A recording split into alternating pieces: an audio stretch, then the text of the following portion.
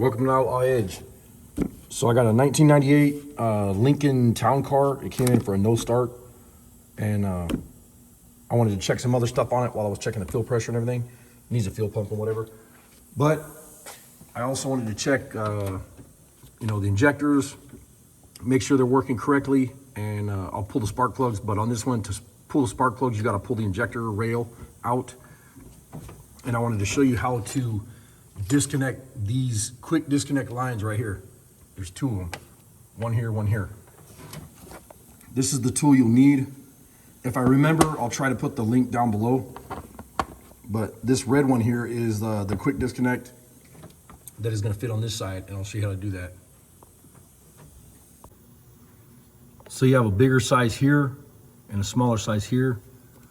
This size is the red one. I think they're marked on them as far as the size. But you literally open it up right here,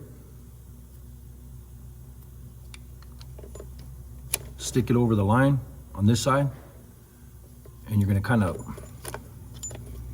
wiggle it and push, and you'll feel it click. As soon as it clicks, you can pull this line off.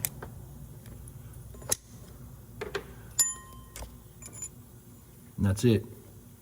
And then it has like a O-ring setup and a spring. There's a gray O-ring, a black O-ring, and then there's like a spring inside here, if you guys can see that.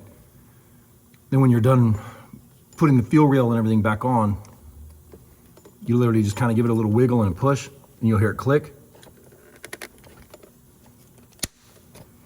And that's it. That's reinstalled. Super easy. Thanks for watching. Now on a lot of the cars, you have this here, and all that is a hold down. You reinstall that, and that keeps this line, this high pressure fuel line, from popping off. There's one on this side also, but it's over on the bench. But really easy to take them off also. You just push right here, push down, and these will pop right off that line. Super easy.